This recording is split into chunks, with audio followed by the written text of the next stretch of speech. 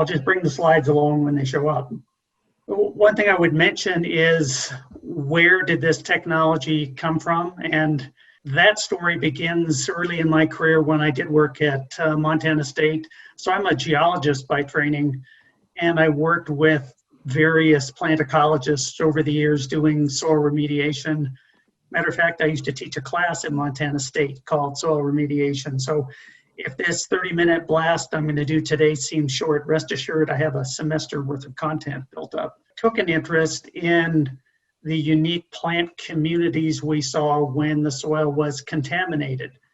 Well, contamination was always kind of a funny name because a lot of the contaminants listed on the sites where I worked were also nutrients. So for example, iron, copper, zinc, boron, manganese, molybdenum, in addition to being plant and animal nutrients, were also contaminants when they were present at excess concentrations. So we were often looking for reclamation species that were tolerant of those super high concentrations. Does everybody see my screen now?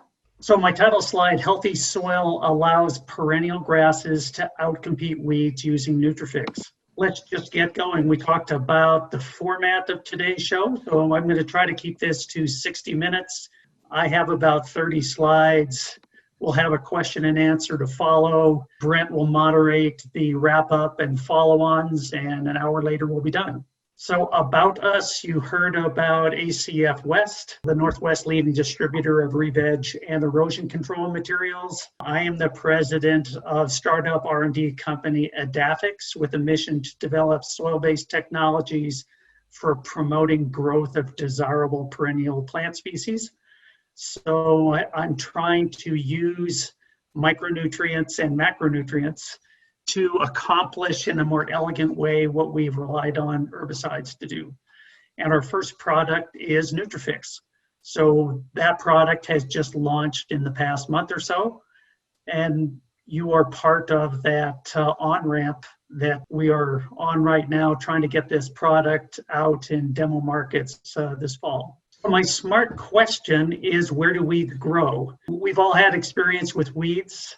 The definition of what a weed is a moving target. We've all been to roadsides where the top of the cut has perennial vegetation and the cut slope has weeds, or a fence line where it's the same soil on one side as it is on the other, and one is infested by weeds and the other isn't. That is essentially giving us hints that weeds grow where the soil conditions and the climate allow them to grow. If you've ever studied seed fall like ecologists do, like how many seeds fall in a square meter in a given year, it's a shocking number of plant seeds, like dozens or hundreds, that may fall on a given meter of ground in a year's time. So which of those seeds germinates and establishes is a function to a large degree of how much water there is and what the soil characteristics are.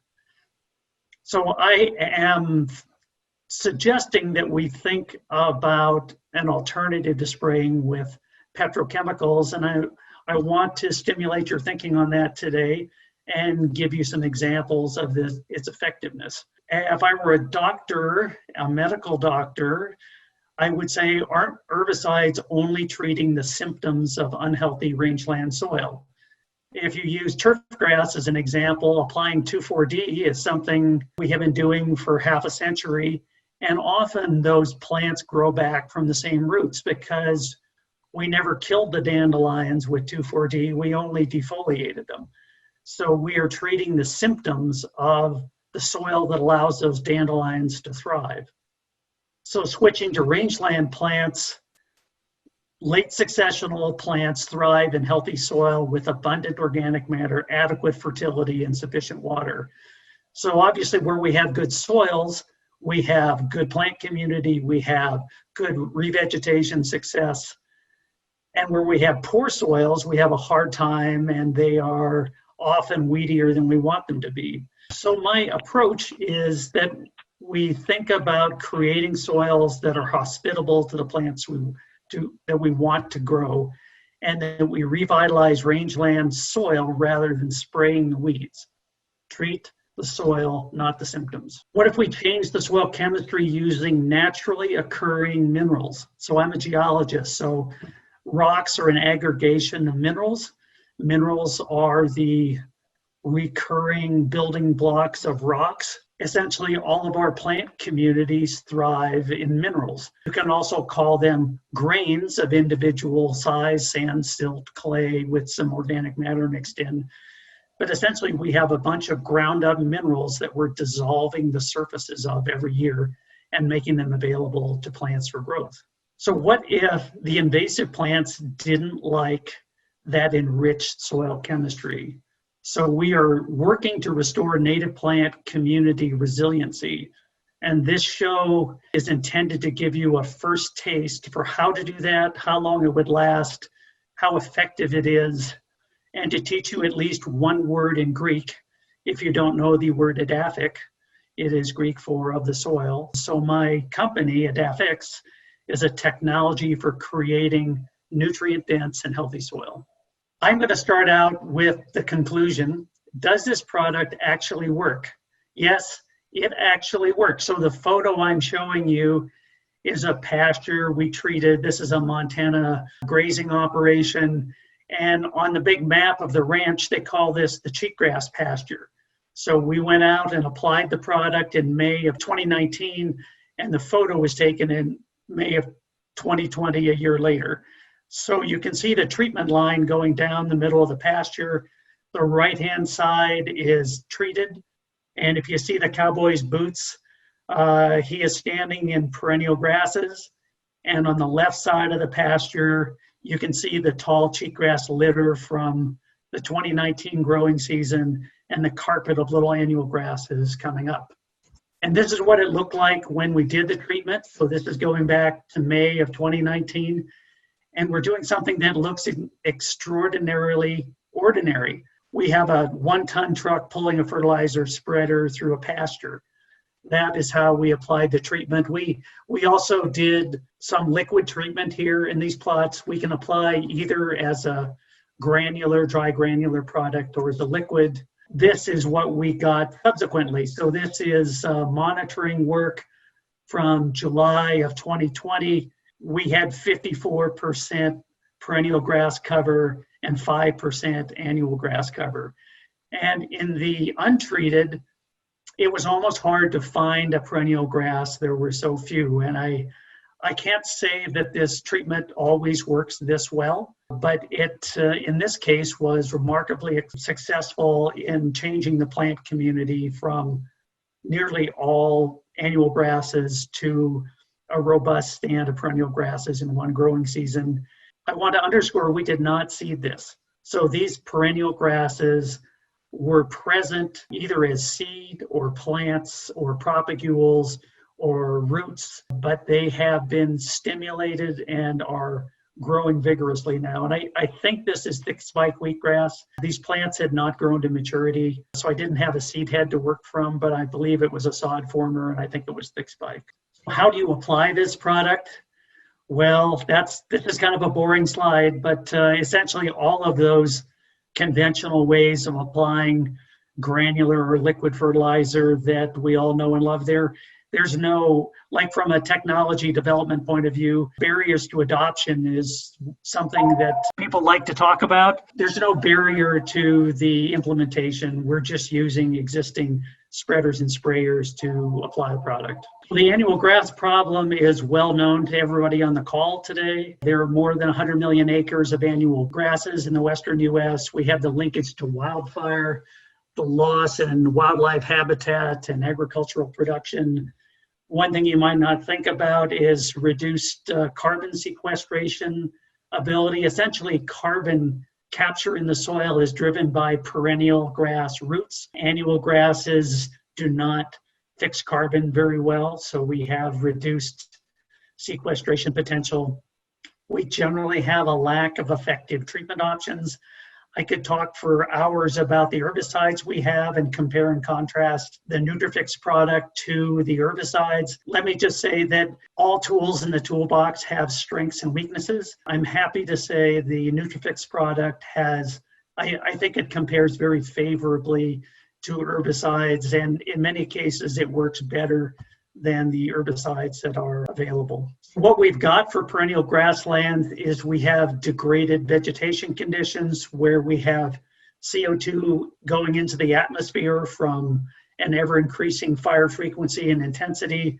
We have diminished forage for livestock and diminished wildlife habitat. And this is driven by unhealthy soils that have decreased infiltration, increased runoff, carbon going from the soil into the atmosphere, and increased runoff. So there are a whole lot of parts of that we don't like. What we want is we want abundant and diverse native perennial vegetation. We want stabilized soils from runoff. We want habitats for grazing animals, pollinators. We want lower fire frequency and intensity. We want better wildlife habitat. And we want the water that falls, the limited amount of water that we have, we want it to not evaporate on the platy structure of degraded soil. Rather, we want it to infiltrate into the soil with granular structure made possible by root exudates and organic acids in the healthy soil. So the Nutrafix discovery is starting with what we know. We know that plants require macro and micronutrients. Every plant species has unique nutritional needs. And that will be important in a minute, because all of the researchers who spent their careers studying the nutritional needs of weeds never got tenure. So all of the work essentially around nutrition for plants is driven by crop species. So if you want to know what the nutritional requirements for blue bunch wheatgrass are in terms of NPK, iron, copper, zinc, you're going to have a real short Google search because there is nothing out there. So our land disturbances, we all know well, in the western US has resulted in soil damage, including reduced organic carbon and nutrient loss. We were just getting to the discovery of Nutrafix. So essentially, land disturbance, my thesis is that land disturbance has resulted in messing up the physical and chemical structure of our soils, which has in turn changed the plant community composition. Because invasive plants, and especially annual grasses, they thrive in this disrupted ecological condition, and clearly they're harmful to wildlife. So the discovery is that healthy soils supporting late successional plant species have elevated levels of non-nitrogen fertility compared to disturbed soils. So if you're a forester, you can't have the old growth forest without the old growth soil. In rangeland, the same story basically holds true. You can't have the late successional plant species without the late successional soil chemistry. You can't spray your way to that with herbicides. These late successional and desirable perennial plants thrive in soils with these elevated levels of micronutrients. So by fertilization, we're restoring soil health by replacing lost nutrients. Instead of waiting 1,000 years for an inch of topsoil development, we are rapidly replacing these lost nutrients through product addition. These healthy soils allow perennial plants to stay green longer, have increased infiltration, increased soil carbon to outcompete invasives, and have reduced fire hazard. So there are a whole bunch of desirable reasons that we want to shift these plant communities away from annuals. I think of these fertilization deficits in terms of a dose response curve. On the x-axis, you have amount of fertility in this hypothetical example, and plant health on the y-axis. So if you have the correct amount of micronutrients in the soil, you have robust and optimal plant growth. If you have too much, you have a Superfund site, and those are the kinds of systems I worked on early in my career. But most typically, when we're working in depleted soils, rangeland sites, reclamation sites, roadsides, or for that matter, you can call climate change a disruption of soil health, you're essentially in a deficient condition. So you don't want too much, you don't want too little, you want just right. So that fertility deficit, in this case from 3 to 5, is what we're trying to restore by treatment. So if we go one slide ahead, let's just take two hypothetical plants. One is a weed and the other is a perennial grass, a desirable species. While every plant has its own unique nutrient requirements, essentially the weeds thrive in low levels of micronutrients. If we picked a level of 5 milligrams per liter, that weed would be showing its best health characteristics, and the perennial grass would be really deficient. Conversely, if we went up to a concentration of, say, 12 milligrams per liter, the weed would be into the phytotoxic zone and the desirable species would be thriving. So if you can imagine from 5 to 14, we have a deficit of about 9 milligrams per liter of micronutrients to go from a weed-dominated system to a desirable species-dominated system. So thinking about the soil solution, if you're a plant, you are what you drink.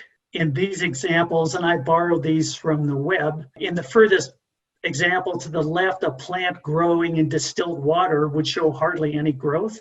Like we often talk about salty soils as being a problem, is really a narrow definition because typically we're talking about sodium-rich soils as being salty. You actually want some salts in your soil solution because those salts are also the nutrients. So if you have a soil solution low in nitrogen, you have very little growth. If it's deficient in iron, the plant may have yellowish leaves. If you're deficient in magnesium, you may have poor growth or yellowish leaves. If you have low phosphorus, you may have weak shoots or roots.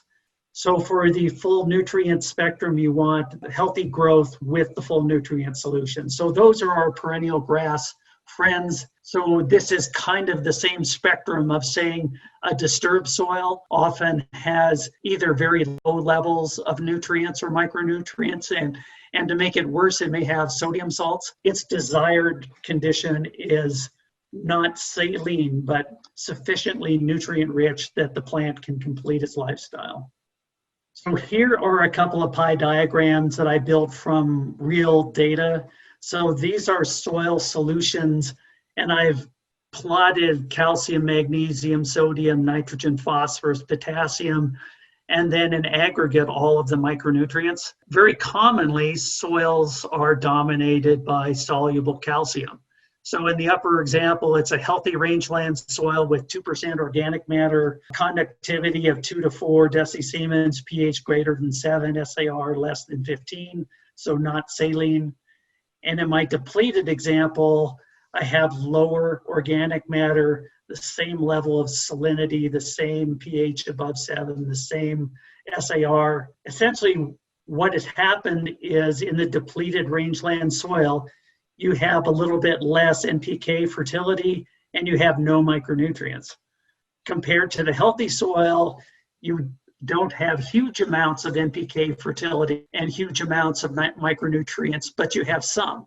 So the plant growth characteristics of these two soil solutions is tremendously different. I also think I should probably put a little graphic on here for a daily multivitamin because we all face the same challenge with our diet. If you are missing some particular element in your diet, say you're deficient in magnesium or you're deficient in iron or you're deficient in zinc, you may have really crazy health characteristics by missing out on micrograms per day of any one of those nutrients. The story I'm trying to tell here is that the same rangeland soils can easily be deficient in those micronutrients, and it can have catastrophic plant community effects, meaning you often have a whole bunch more annual grasses than you want, and your perennial grasses are struggling. So here's what the treatment looked like when it's installed. So this is a 20 by 50 centimeter frame, and you might not even see anything unless you look real closely and you see there are some little white pellets on the ground. Those are not hailstones. Those are individual fertilizer grains. As crazy as it sounds, minute additions of fertilizer can result in massive plant community characteristic changes. And I'll quickly tell the story of iron. Iron is commonly present in soils at a level of percent. So 1 to 3% iron in the soil works out to 10 to 30 tons of soil per acre, 6 inches deep. And so from that tens of tons of iron in the root zone of an acre, there's commonly only 1 pound of water-soluble iron in the soil solution. So tremendously insoluble, tremendously important to plants, and can be significantly lacking in depleted soils. It's not that they're depleted in the total amount of iron, they're depleted in the plant available amount. This is what that same soil looked like in the springtime. The previous photo was taken in the fall. This is a photo taken in the spring. And these are annual grass plants. And that yellow chlorotic color is a signal. And a plant is saying, I don't like hanging out here very much. I don't like this soil chemistry. I am not going to grow to maturity. I am not going to produce seed. I am not going to perpetuate my life cycle. So this is exactly what we want for annual grasses. The annual grass seeds commonly last 4 years for cheatgrass in the soil. So we would like to add enough product so that cheatgrass does not go to seed for 4 years. And then the seed bank should be largely clear the annual grass problem. And the perennial grasses will, in companion, be stimulated and growing vigorously. And I'll show you some examples just so you think I'm not a total salesman. When do you apply this? Well, since it's a fertilizer and it's a soil treatment, you can apply it anytime. The ideal time to apply is late summer, early fall, when perennial grasses are vigorously growing and annual grasses are germinating. Where do you apply and how much does it cost? Well, the amount of product you need relates to the health of the soil and the plant community that you're working with. So if you have a rangeland area at risk of becoming invaded by weeds, you require a low rate of product that comes with a companion low cost. If you have a moderate amount of perennial vegetation, you would apply a moderate rate, and you would have moderate amounts of invasive plants and moderate cost. If you have low amounts of desirable perennial vegetation and lots of invasive grasses, you have to apply a high rate, which, as you can imagine, has more cost because you have to deliver and apply more product. Difficult areas to treat include those with no existing perennial vegetation, so that's a reseeding environment more so than a treatment of an existing pasture with at least adequate levels of perennial plants. And costs are commonly hundreds of dollars per acre, but that exact number is driven by application rate, product delivery cost, purchase volume, etc. So that is an ACF West question. How many applications are required? 1. Long pause. I am working on turf grass weeds as well, and in those cases, I apply the product repeatedly. In the rangeland sites where I've been working with annual grasses and perennial grasses, I have only applied once. I know I can go back and add more product to try to improve these sites, but I try to do a one and done kind of a treatment. And commonly, in this example, the cheatgrass in the untreated site is around 50%, and in the treated site, it is about 5%. That's common. In this case, that site is 4 years old, so I think we're in pretty good shape long term. Another thing I want you to look at is in that treated photo, the density of perennial grasses is much higher than it is in the untreated site. The perennial grasses the existing plants have grown vigorously enough over the 4-year period to produce seed, and those seeds have fallen on the treated soil and germinated and established and begun to fill in on that roadside. This is all about soil health. There are other really smart people who have worked on soil health. Most of the soil health research done, however, has been done focused on cropping systems, not so much in rangeland systems. I love this graphic that USDA put together because they're thinking about the importance of plant roots. And plant roots by life form, whether you're a perennial shrub, a perennial bunch grass, a nitrogen fixing forb, a rhizomatous perennial grass, or a weed. And if you look far right on that example, there's a little puny invasive weed that looks suspiciously like our friend cheatgrass. So I took their graphics and kind of used them to illustrate how the Nutrafix product works.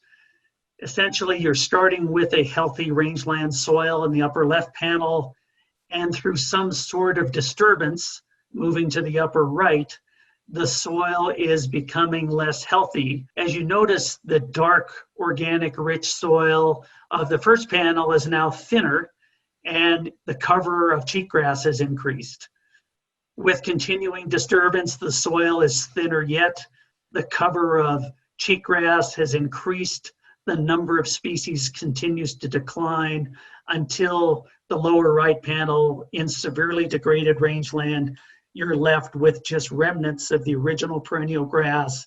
You're left with much less organic matter and very much at-risk plant community. So what we want to do is run this in reverse. We want to revitalize these degraded rangelands with the 4-flame fire frequency. And in the upper right corner, you can see we have graphically added the Nutrafix fertilizer to the soil surface in dark blue. In the lower left example, the fertilizer has dissolved into the soil. The plant community has begun to change. The cover of cheatgrass has diminished. The vigor of the perennial grasses has increased. And then over time, going back to the pre-disturbance condition with low fire frequency, thick organic soil, and the full palette of species. So clearly, my worldview is that healthy levels of macro and micronutrients are required for stable perennial plant communities. Essentially, this is a mass balance kind of a challenge. We want the inputs and the outputs to be in balance. You have nitrogen fixing legumes. That is new nitrogen coming out of the system, and it's being converted into biomass as protein content in perennial grasses that's grazed by cows. If the amount of nitrogen coming in and the amount of nitrogen going out is the same, this is a stable configuration for long periods of time. If we graze this down to nothing every year repeatedly, we're taking more than the soil has to give, and then the cycle of degradation starts again. So land management in the long term is part of this story. Well, I have been doing test plots. I'm going to go through test plot examples from several states. Here's an example from Wyoming, the small 100 square foot plot, treated photo on the left showing the growth of perennial grasses, the untreated dominated by annual grasses.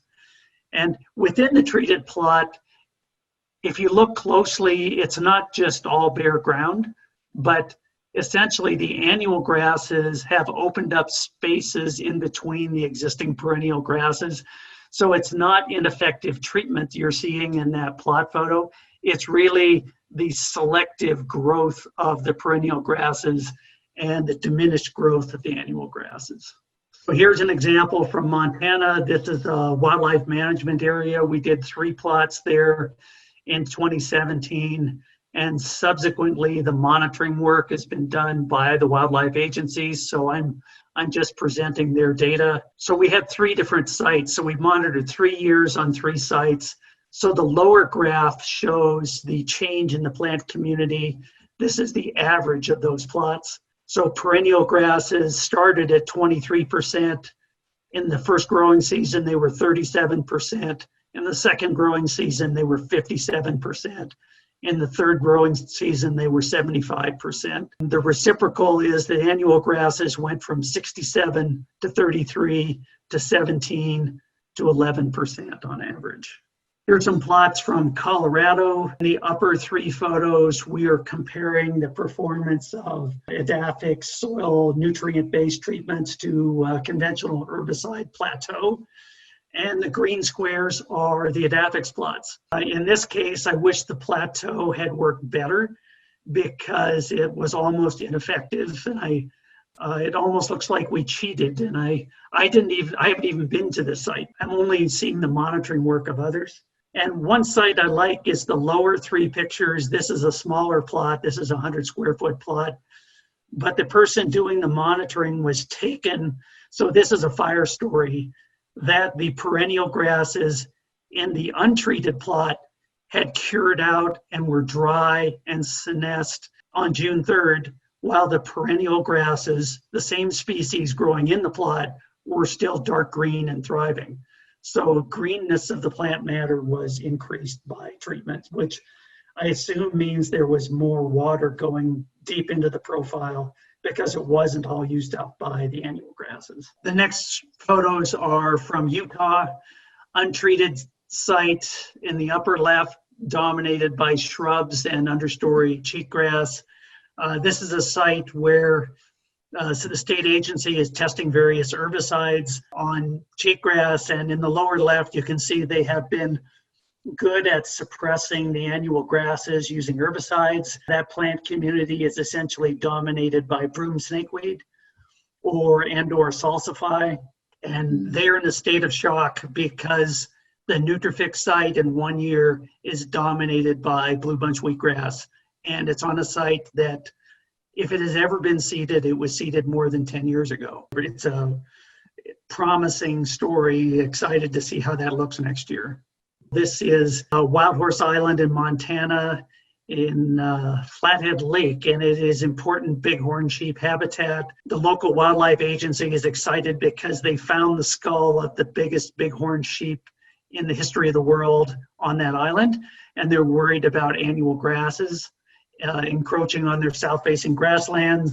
We put a bunch of test plots out there, different rates, different habitat types, and essentially the annual grasses decreased sharply in the first growing season and perennial grasses increased. Same story in the second growing season. You see the low, medium, and high application rates. The second year is the dark bar. So on the untreated control, perennial grass cover remained about constant.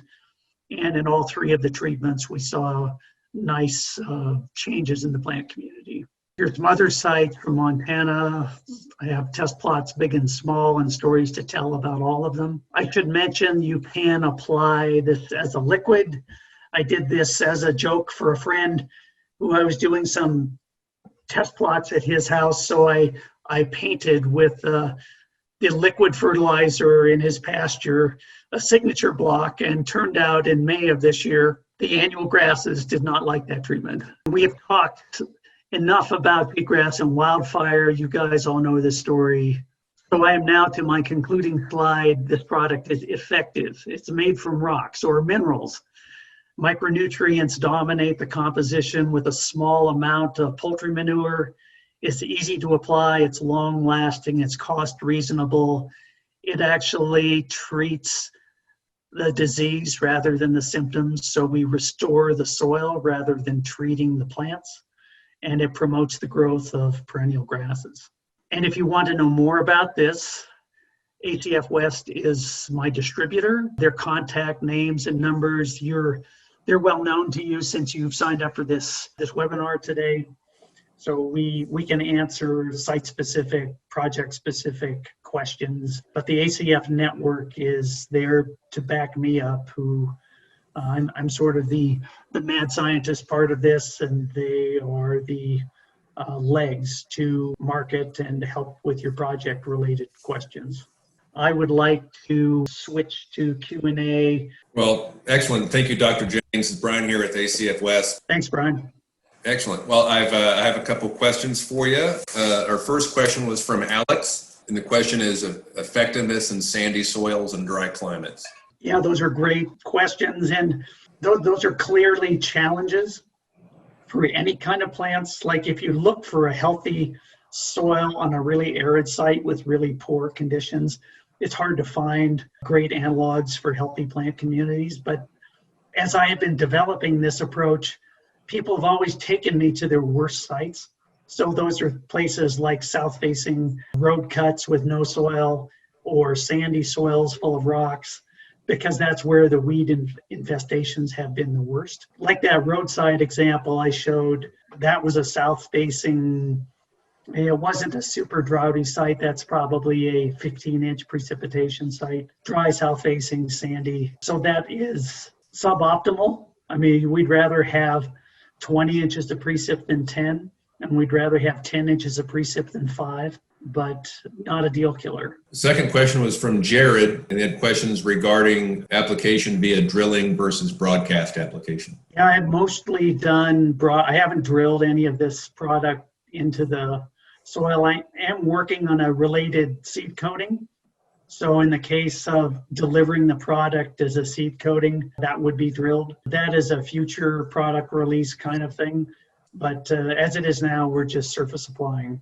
Thank you. And then Alex also asked about any concerns for livestock. Essentially, everything that we eat or drink, we don't want to drink toxic amounts of.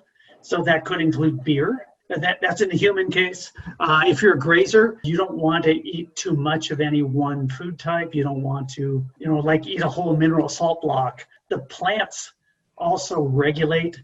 And I think that's one of the main reasons that this approach works is that the perennial grasses have such highly evolved mycorrhizal and microbiological systems in their roots to regulate the uptake of minerals, and the weeds really lack that sophisticated regulation in their roots. If anything, my experience with test plots has shown that the livestock have a preference for areas treated by the product, and they will preferentially graze the grasses in the treatment areas.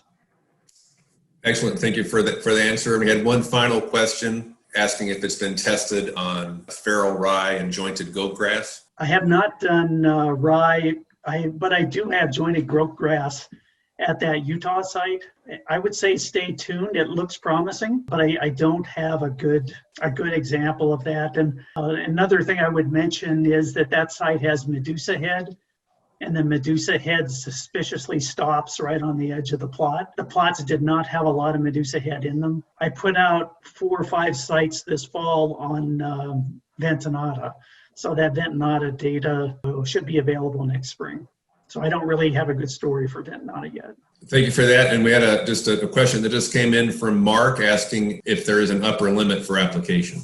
Yeah, there definitely is an upper limit, and it's sort of a species-specific observation I have. So if, let's say, we're talking about Western wheatgrass, I don't know what the upper limit is for Western wheatgrass, but it can take a tremendous amount of this fertilizer, and it likes it. By comparison, Idaho fescue or rough fescue, the fescue seem to be comparatively more sensitive. Of the species I've tested that seem to be most sensitive, lupin is maybe the one that is most sensitive to application. It is generally okay at low application. It starts to struggle at our standard rate, and it doesn't like high application rates. So if you're a rancher and you don't like lupin, that's good news.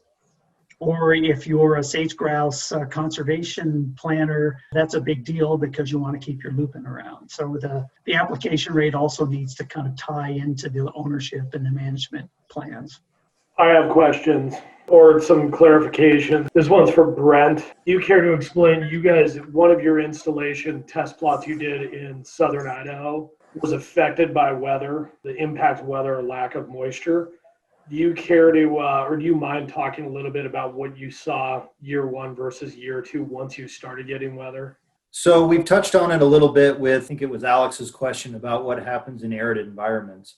Being that this is a granular fertilizer, we do need to have enough moisture or precipitation come through to mobilize this into the soil solution so that it can be taken up. In the particular plot that Aaron was referring to here in Boise, we had an incredible cover of cheatgrass and also a lot of thatch. If you've got a situation where you can't get the granular pellets down onto the soil surface, you might consider something like mechanical agitation, some just if you're out there with machines, if you can drag some of that thatch, but anything you can do to get that pellet down a little further. What we saw was a delayed response because pellets were still working their way in. One thing that is on the horizon is the liquid application, and we feel that this is going to be a good way around our really difficult sites where we've got a lot of thatch, low moisture, and looking at it in conjunction of kind of a two-punch. The liquid doing our immediate effects, taking care of the year one, and then the long-term approach from the granulars working their way in. And essentially what we're doing is knocking those seed heads. Take cheatgrass for instance, there's bazillions of seeds in the ground. So if we can knock out the parent plant for year one and then work on all the daughters and sons that are coming up later, that's kind of our approach moving forward. You could use just the liquid or just the granular on its own. So it doesn't have to be a two-step application, but we're just trying to find something that's going to work for any scenario. And of course, back to what Stuart said, based on our plant communities and our desired goal, a percentage of existing perennial grasses versus weeds or annual grasses, will modify the application rate accordingly. And one thing I was going to add is, I know a lot of folks use hydroseeding in their process for reclamation. We can absolutely put this in the tank just like you would any other additive and shoot it out. We just need to have a measured amount, whether it be liquid or granular, that we know how much we're putting down per tank load. So just like any other part of hydroseeding, once we know our footprint, we can certainly work this into the mix, and you can have it to protect new seeding areas where you might be fighting something like an imported soil that might have cheatgrass seeds or other weed seeds imported onto your site. Or you could be doing reclamation in an area that has existing cheatgrass or weeds that you're afraid will move in. So lots of different ways to roll this out and use it for the methods that you're currently using on your sites. I should also mention with hydroseeding is we do have 100% highly soluble liquid. That product is not in the warehouse yet, but we do have that coming. That's one way to get around the dissolution climate piece of that, is just to apply it in the dissolved state. We have a question from Tara Ball with Idaho Fish and Game, asking if on any of our test plots, if we've seen increased use of the area by wildlife and insects after treatment. Yeah, I don't have insect data. I do have anecdotal data on grazers like deer and elk, because they're very selective in what they eat, and it's been really clear is they have grazed right to the edge of the plot boundary down to a few centimeters, and then you cross over the boundary and they stop grazing that same plant. So I know that the wildlife are fond of this. I don't know about insects. I am pollinator aware, so that is something I've been watching, but I don't have a good data set to point to. That concludes our online questions thus far. I'm enjoying the Q&A.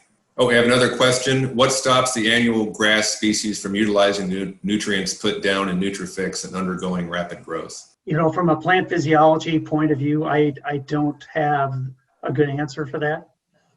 I'm working with the university here to try to answer some of those more mechanistic kinds of questions, and I have several hypotheses, but I don't have a definitive answer for, I'll call it that, selective uptake. I'm suspicious that soil mycorrhizae are an important part of this, but I don't have that data set yet. One thing I would add to that is the NPK percentage of this mix is pretty low. So we're not really looking at this as general food source, as in a big nitrogen supply. This is more focused on your micronutrients and small percentages of your NPK. It's giving the missing food to the perennial plants, which the annuals aren't used to having in the soil solution. And so it's not really a food to the annuals quite like it would be to the perennials, if that makes sense. Thank you, Brent.